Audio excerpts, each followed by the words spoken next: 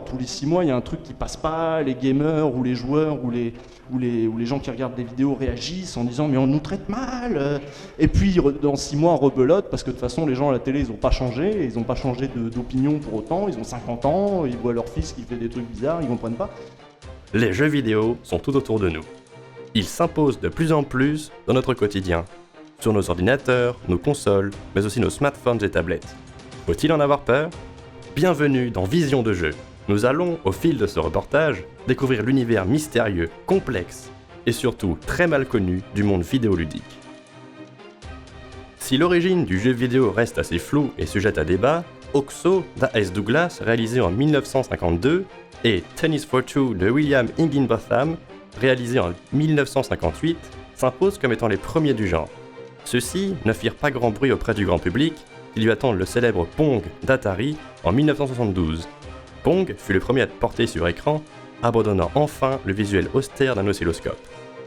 Depuis lors, au fil des progrès techniques et technologiques, l'industrie vidéoludique n'a fait que se développer.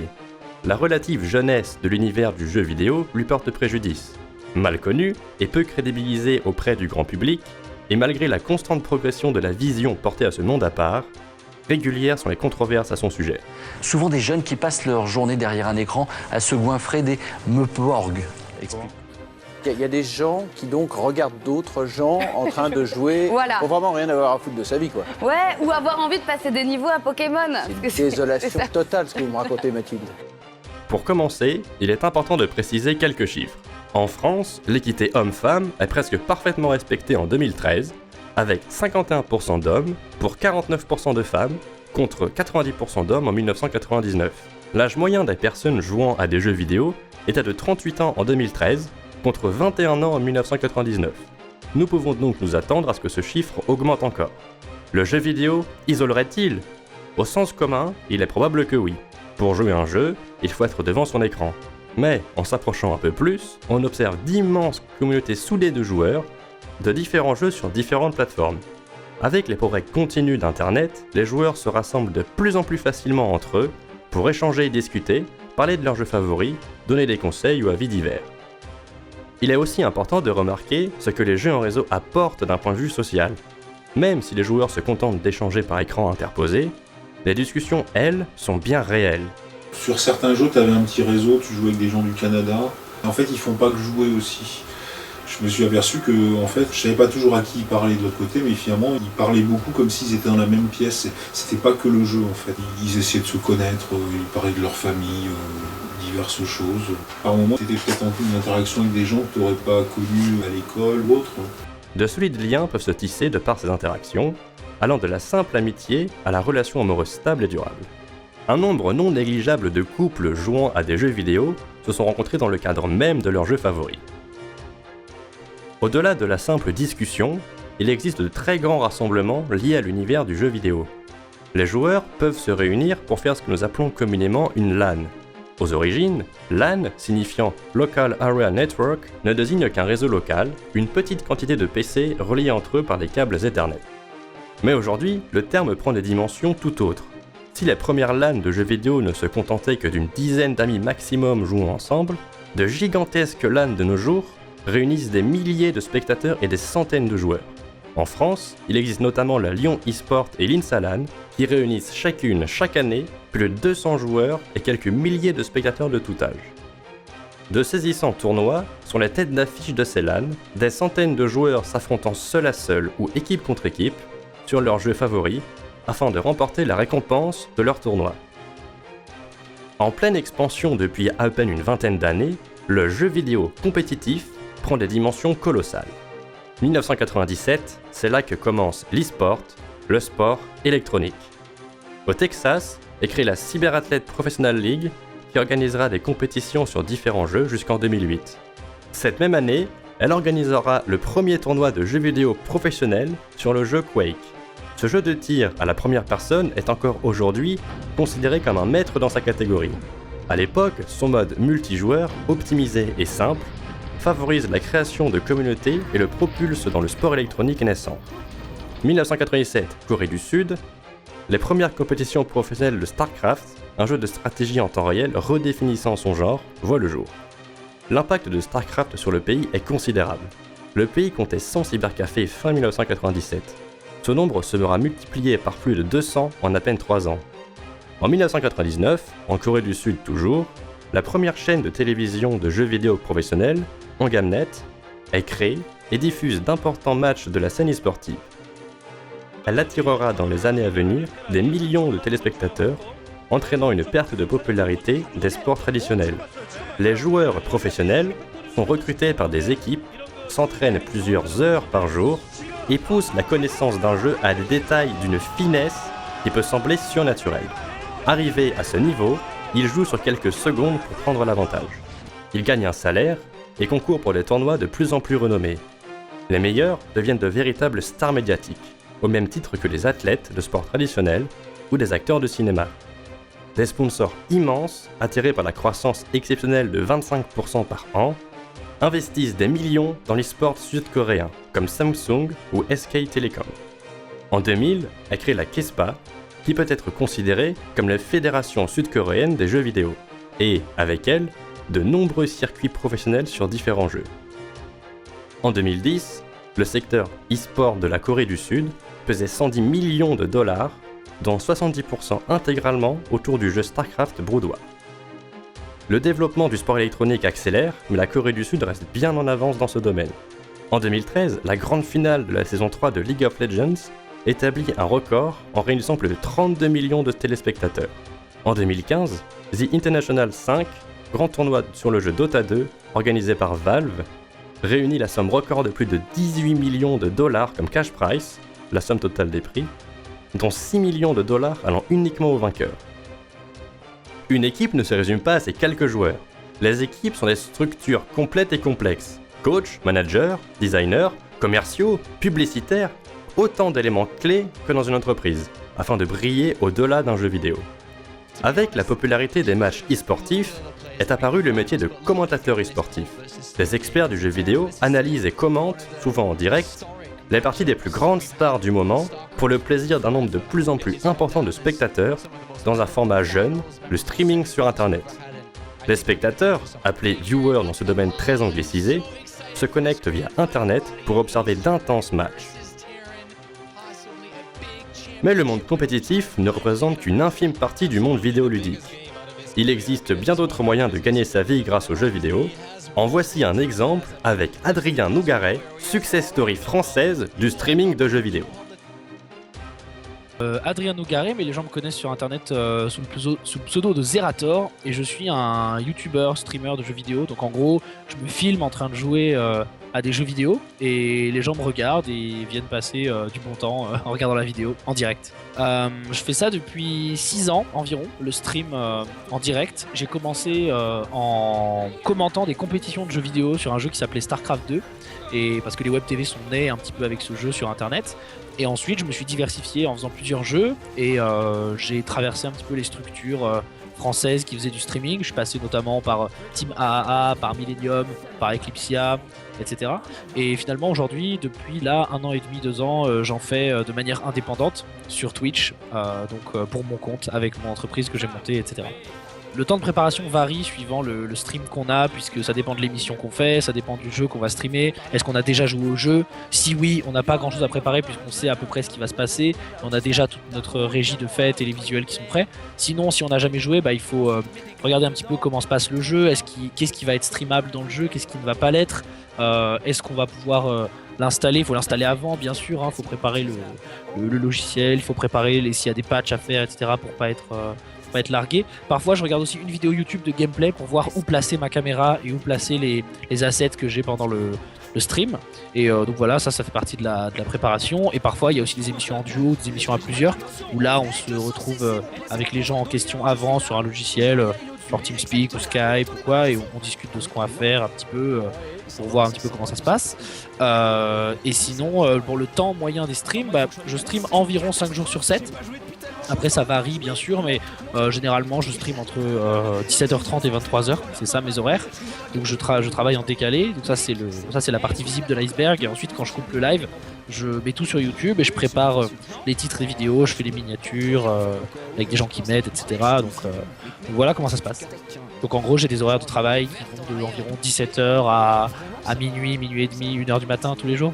Alors en moyenne là, le nombre de viewers le soir, donc c'est-à-dire de spectateurs en direct, se situe entre 3500 et 6000. Alors ça varie par rapport à qui est en ligne à côté. Ça varie aussi par rapport à qu'est-ce que je fais comme jeu, depuis combien de temps j'ai pas streamé, quel va être l'intérêt du stream principal, est-ce que c'est une émission préparée ou pas. Donc voilà, il y a plein de choses qui rentrent en compte pour les audiences, mais ça reste des audiences très correctes en France, puisque en France le numéro 1 par exemple qui s'appelle Domingo plafonne à des audiences de 10 000 personnes environ les soirs où ça marche pas mal. L'e-sport aujourd'hui est quelque chose qui grossit, on a une croissance à 2 chiffres quasiment tous les mois, une croissance à 3 chiffres tous les ans. Donc c'est quelque chose qui grossit énormément, il y a de plus en plus d'argent investi là-dedans. Si on réunit l'argent du jeu vidéo et de l'e-sport, ça dépasse l'industrie du cinéma et de la musique. Mais là je parle évidemment surtout du jeu vidéo. Mais par contre l'e-sport, c'est vrai que ça devient un loisir de joueurs de jeux vidéo très important. Il y a beaucoup de gens qui regardent des compétitions. En France, on estime qu'il y a environ 500 000 spectateurs potentiels, même si c'est très dur de faire des vraies estimations du potentiel auditeur, puisque on a rarement, en gros il y a tellement de jeux différents et tellement de compétitions différentes qu'on peut pas rassembler tous les auditeurs sur un même spectacle. C'est pas comme par exemple au football où tous les gens qui aiment le football vont regarder la Coupe du Monde de football, et même les gens qui sont pas forcément intéressés, etc. Et là on a des réelles idées, des vraies audiences. Mais en e-sport c'est un peu plus compliqué parce qu'il y a des jeux qui ont rien à voir et il y a des gens qui vont regarder un jeu qui vont pas du tout regarder un autre jeu par exemple. Donc tout ce qui est e-sport c'est la compétition de jeux vidéo. Après honnêtement, je suis plutôt optimiste pour l'avenir. Je suis pas sûr que l'e-sport ait besoin de la télévision. Après, il en aura peut-être besoin pour un tremplin de visibilité. Mais est-ce que le format idéal, c'est la télévision ? J'en suis pas sûr. Aujourd'hui, quasiment tous les gens qui ont entre 10 et 30 ans ont joué à un jeu vidéo dans leur vie. C'est obligatoire. Après, ils jouent pas tous à des jeux vidéo, mais ils ont quasiment tous essayé une fois dans leur vie, ce qui n'était pas le cas il y a 50 ans. Donc bien sûr, ça change les mentalités. Aujourd'hui, quelqu'un qui joue à des jeux vidéo est moins considéré comme un troglodyte qu'avant. Mais voilà, je pense que ça a un impact plutôt positif dans le sens où au final, ça développe de l'économie, ça développe des facultés très intéressantes cognitives, ça développe de l'acuité visuelle, des réflexes, notamment pour les jeux un petit peu plus élitistes, beaucoup moins casual. Mais pour moi, l'impact est très positif. Mais je suis dans un milieu où tout est très positif autour du jeu vidéo, donc c'est difficile pour moi de voir le mal et tous ces méfaits, même si bien sûr j'en ai vécu. Mais moi, j'ai réussi à en sortir et à transformer ça en une bonne chose. Donc voilà, c'est difficile pour moi de répondre de manière négative à cette question. Je pense que le jeu auquel j'ai le plus joué de ma vie, ça doit être World of Warcraft. En tout cas, ça doit être le jeu qui a le plus marqué ma vie, puisque c'est le jeu qui m'a fait, entre guillemets, rater mes études. En gros, j'ai commencé World of Warcraft en seconde et mes résultats scolaires ont chuté jusqu'à la terminale où j'ai raté mon bac. Et donc je l'ai passé une deuxième fois et je l'ai eu. Mais c'est vrai que c'est un jeu qui m'a beaucoup lié à l'échec scolaire, etc. Puisque je faisais que ça. Et c'est très drôle de voir qu'aujourd'hui, ce jeu vidéo m'a amené à en faire mon métier qui fonctionne extrêmement bien et qui me fait gagner un salaire de cadre sup, alors que c'est vrai que pendant les années collège, lycée, on m'a beaucoup dit que je ferais rien de ma vie, on m'a beaucoup dit que voilà, il fallait pas jouer autant, que c'était dangereux, etc. Donc c'est une belle revanche sur la vie. En fait, le jeu vidéo a eu un impact très négatif dans ma vie, mais aussi très positif. Je pense que j'ai eu les pires bas et les meilleurs hauts. Il y a des gens qui pensent qu'avoir une passion transformée en quelque chose qui fait gagner sa vie, ce n'est pas un travail. Moi je m'en fiche un petit peu de ce débat, honnêtement. Je revendique pas absolument que oui c'est un travail et que oui ça doit être considéré comme un travail. Moi je m'en fous un peu, je fais ma vie, je gagne ma vie avec et ça me va très bien. Après si les gens veulent le considérer comme un travail ou pas, ça change pas grand chose pour moi au quotidien. Un jeu vidéo est bien plus qu'une simple distraction éphémère derrière un écran. Concevoir un tel jeu requiert la maîtrise de très nombreux domaines. Étant souvent comparé au célèbre livre dont vous êtes le héros, dans une version moderne, film dont vous êtes le héros, il est simple de considérer le graphisme comme un élément important du jeu vidéo. Mais n'accorder d'importance qu'à ce domaine, comme certains studios l'ont fait, vous attirera les foudres des joueurs et critiques. En effet, comme tout bon film, il est très important de soigner les autres aspects. L'intrigue, le rythme, l'ambiance sonore, les manières d'afficher des informations aux joueurs, les angles de caméra ou encore le style du décor au-delà du simple graphisme. La cohérence de tous ces paramètres est très importante afin d'assurer une immersion complète, exactement comme pour un film. Des bandes-son originales exceptionnelles sont souvent créées uniquement afin de servir de fond sonore à un jeu vidéo. Afin d'illustrer l'art du jeu vidéo, je vous laisse quelques instants aux mains d'un jeu sorti en 2012, loin de tous ces jeux que nous avons l'habitude de croiser, Journey, dont la poésie et le charme ne vous laisseront sûrement pas indifférents.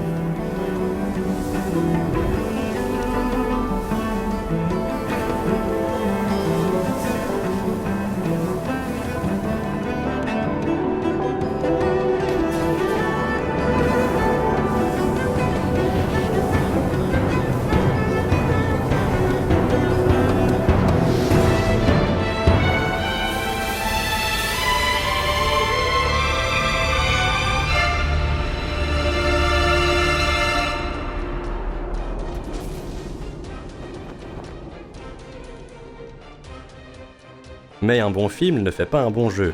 La partie interactive de ces films interactifs est très importante. Je vois bien que quand mon garçon y joue, ce qui lui plaît, c'est qu'il maîtrise. C'est comme une histoire, c'est comme un film, sauf qu'il dirige un peu le film dans le sens qu'il veut. La manière de faire avancer son personnage, la façon d'ouvrir son inventaire, comment donner un ordre, tous ces éléments clés doivent être intuitifs. C'est ce qui est appelé le gameplay, et il est tout aussi important que tout le reste. Une intrigue intense et les plus beaux décors du monde ne serviront à rien si le joueur est incapable de déplacer son personnage. En conséquence, il est souvent question de classer le jeu vidéo en tant que 10e art, le 9e étant la bande dessinée. L'immersion étant un point clé du jeu vidéo, il est normal de se poser la question, à force, est-il possible de ne plus distinguer réel de virtuel ? Cette question est parmi l'ensemble des interrogations les plus effrayantes. La télévision étant assez anxiogène sur le sujet, ne parlant que des cas extrêmes. Certes, ces cas existent, mais ils ne représentent qu'un très faible pourcentage de l'ensemble des joueurs. Et n'y a-t-il pas des cas extrêmes dans tous les domaines ? L'addiction au sport dit traditionnel est une réalité tout aussi importante. Très souvent, ces cas d'addiction proviennent de jeunes rejetés par la société qui trouvent refuge dans un jeu et une communauté rassurante où ils pourront avoir de l'importance. De ce fait, les jeux massivement multijoueurs ou MMO, tels que World of Warcraft ou Guild Wars, sont souvent mis en cause de rendre addicts les joueurs, alors que le souci est bien ailleurs. De nos jours, être un gamer est assez mal vu par la société et peut dégénérer en conflits graves dans les relations à l'autre. Geek, je vois un mec qui vit pas, qui est devant son ordi et qui croit que la vraie vie c'est l'ordinateur. Tout blanc, pas musclé du tout et qui reste devant son écran. C'est quelqu'un qui est accro à sa tablette, son téléphone, à son... Je sais pas si je suis geek, je sais pas, mais c'est vrai que j'ai du mal à me passer de ma tablette. De plus, il est important de dissocier une utilisation régulière d'un jeu vidéo de la véritable addiction, qui est une pathologie. Pourquoi faire une différence entre un footballeur pratiquant plusieurs heures par jour et un gamer en faisant de même ? Hier ou avant-hier, je me disais, bon, il faudrait que j'arrête de jouer. Si personne ne relance les parties, j'arrête. Et puis finalement, je m'aperçois que je peux pas... Ça me manquerait. Parce que je trouve que je passe beaucoup de temps, oui. Puis je me dis qu'après tout, bon, ça fait de mal à personne, donc pourquoi arrêter au final ?